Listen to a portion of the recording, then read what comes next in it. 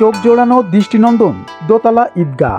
বহুতল নানা মসজিদ বাড়িঘর দেখে থাকলেও বাংলাদেশে এই প্রথম দেখা মিলল দ্বিতল বিশিষ্ট ঈদগাহের। হ্যাঁ, আমার জীবনে আমি বহুত জায়গায় গিয়েছি, যে কোনো জায়গায় এরকম দোতলা ঈদগাহ দেখিনি, এটাই প্রথম দেখেছি। দোতলা বিশিষ্ট দৃষ্টিনন্দন এই ঈদগাতে এবার ঈদের নামাজ আদায় করবে হাজারো মানুষ।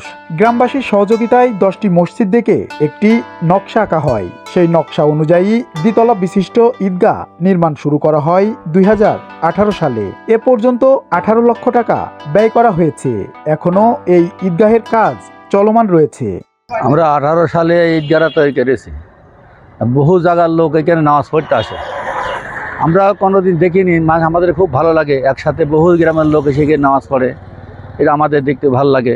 আমাদের ঈদগাহ দোতলা বিশিষ্ট ঈদগাহ, এরম ঈদগাহ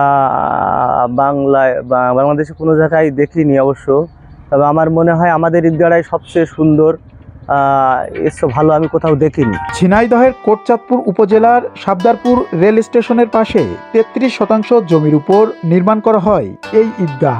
গ্রামের দানবীর খ্যাত ইঞ্জিনিয়ার লিয়াকত আলীর কাছে জমি চাইলে তিনি এই 33% জমি ঈদগাহের নামে লিখে দেন। তবে সাবদারপুর গ্রামের ভিতরে পুরাতন একটি ঈদগাহ ছিল।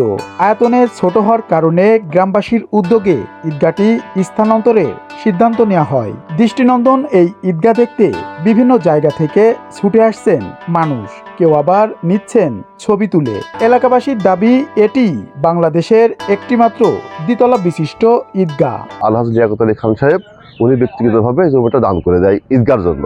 তখন এলাকার মানুষ ভাবলো যে উনি এত টাকার সম্পদ তখন দান করে দিল ঈদগাহর জন্য, তখন আমরা ঈদগাহর জন্য কি করতে পারি। তখন এলাকার মানুষ সবাই একসাথে বসে এই ঈদগাহটার কাজ, আমরা অন্তত 10টা ঈদগাহ দেখেছি, 10টা ঈদগাহ দেখার সমন্বয়ে এই একটা ঈদগাহ আমরা তৈরি করেছি। এটা আমাদের ভাবতে ভালো লাগে যে বাংলাদেশে একটা মাত্র ঈদগাহ আমাদের সাবদালপুরে 2তলা বিশিষ্ট। আমরা একসাথে ঈদের নামাজ পড়ি, অনেক আনন্দ করি। আমাদের ঈদগাহটা ছিল গ্রামের ভিতরে, সেই ঈদগাহ জায়গা হয় না, তাই আমার নতুন করে একটা ঈদগাহ করেছি। 18 লক্ষ টাকা খরচ হয়েছে, এখন ঈদগাহ কমপ্লিট হয়নি। এরম ঈদগাহ মনে হয় বাংলাদেশে আর দোতলা ঈদগাহ নেই কোনো জায়গায়। আমি এই ঈদগাহে নামাজ পড়তে আসি আমার বন্ধুদের সাথে। এই ঈদগাহটা খুব সুন্দর। এই ঈদগাহ আমি কোনোদিন এরকম সুন্দর ঈদগাহ আমি দেখিনি, তো আমার নামাজ পড়তে খুব ভালো লাগে এই ঈদগাহে। দৃষ্টিনন্দন দ্বিতলা বিশিষ্ট এই ঈদগাহে নামাজ আদায় করে ঈদের আনন্দ আরও বাড়বে, এমনটাই প্রত্যাশা এখানকার মানুষের। MR Rasel, Bangla vision digital, Jhenaidah.